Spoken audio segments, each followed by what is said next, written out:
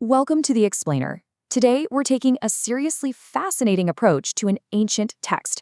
We are going to take one of the most profound psychological toolkits ever developed for human survival, and we're going to treat it like a modern software upgrade for your mind. We're looking at insights drawn directly from a classic text of Eastern philosophy, the Bodhicharyavatara. But look, instead of treating this like some dusty historical document, we're extracting its core framework so you can install it like a highly optimized operating system designed to hack modern suffering. If you ever feel like your mental bandwidth is just totally overwhelmed by the sheer chaos of modern life, you are absolutely going to want to pay close attention to the insights we've lined up for you today. But before we install anything new, ask yourself a question. What is the core algorithm currently driving your daily actions? For most of us, if we're being completely honest with ourselves, that baseline algorithm is a really messy mix of self-preservation, stress, ambition, and anxiety. It's a reactive code, right? We wake up, we react to our emails, we react to family demands, and we desperately try to protect our own energy. But what if that operating system is fundamentally flawed from the start? What if that constant heavy focus on the self is actually the bug that's crashing your system and causing all your exhaustion? Today, we're going to explore a completely different motivation engine. Okay. Here is the user manual for today's upgrade. 1. The MindCore, known as Bodhicitta. 2. A daily practice system. 3. Work and family apps. 4. Adversity debugging. And 5. Mindfulness protocols to keep the whole system running perfectly. Let's dive right into Module 1, MindCore Bodhicitta, the ultimate source code. So, the core concept of our new operating system is called Bodhicitta. Now, in beginner-friendly terms, bodhicitta is simply the mind of enlightenment. Our sources describe it as this profound realization that was discovered over limitless eons of observation.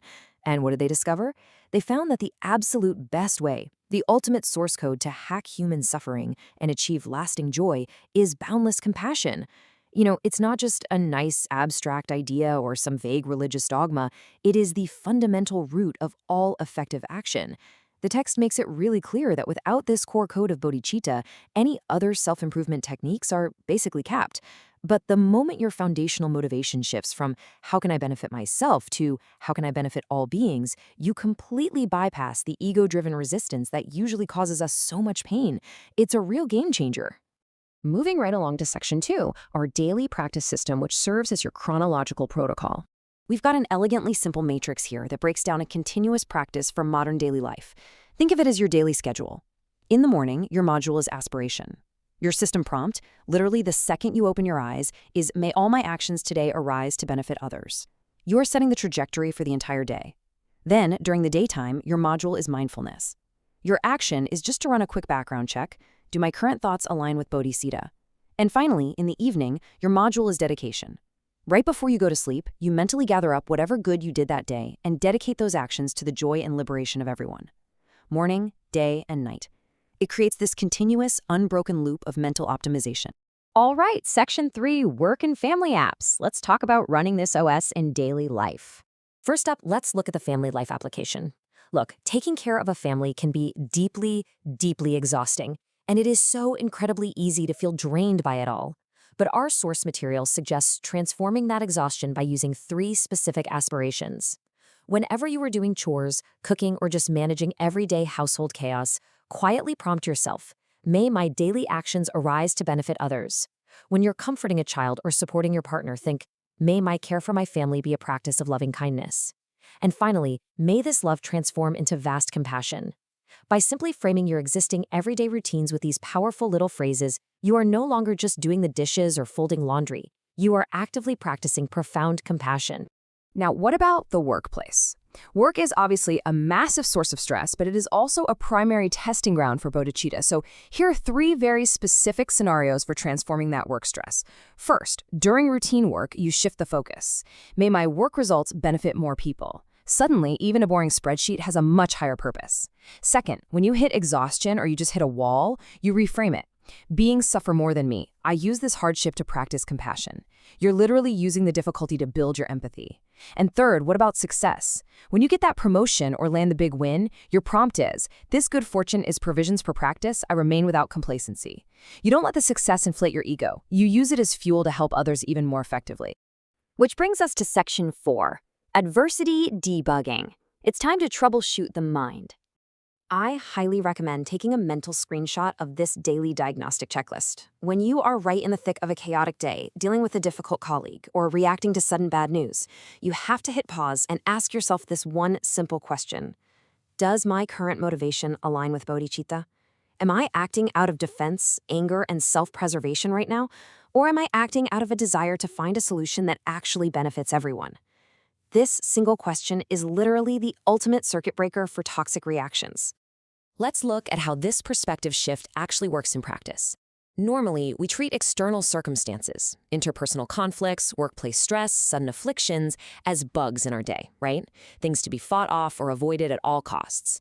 But this text teaches us to view them as patches for internal transformation. You actually need these exact negative circumstances as nourishment to build your muscle of patience. If you want to cultivate true resilience and compassion, you require friction to practice on. By realizing this, the very things that used to trigger you become the exact tools you use to upgrade your mind. And this brings us to a really beautiful application of the verses from the Bodhicharyavatara itself, specifically regarding difficult interpersonal conflicts. The text reminds us that wise beings pondered for limitless eons and concluded that only compassion brings ultimate benefit. So when someone wrongs you, instead of immediately retaliating or getting defensive, the advanced practice is to think, may I use this patience to clear the negative karma of beings? You are actually using the friction of the conflict to absorb and dissolve negativity, rather than just throwing more fuel on the fire. It's an incredibly powerful way to reclaim your peace of mind in literally any argument. And finally, Section 5, Mindfulness Optimization. Let's look at some quick exercises for the OS. First up is a 5-minute morning guided protocol. I want you to imagine starting your day with this exact sequence tomorrow. Step 1. The moment you wake up, before looking at your phone or letting the rush of the day take over, you sit up and generate a firm, unshakable intention. Step 2. You actively visualize the day ahead. Picture the meetings, the commutes, the chores, and tell yourself, my actions today are not just for my own self-benefit, but to benefit all beings. Step 3. You firmly lock in this bodhicitta motivation. You decide right then and there that compassion is going to be the driving force behind every email you send, every project you complete, and every single interaction you have. Just 5 deliberate minutes of this fundamentally alters the trajectory of your entire day. But what about those moments when things suddenly go wrong? Here is a 3-minute quick mindfulness exercise for rapid response. When sudden negative emotions pop up, anger, jealousy, deep frustration, you don't suppress them. Instead, you pause, you observe the emotion, and you recognize this fundamental truth.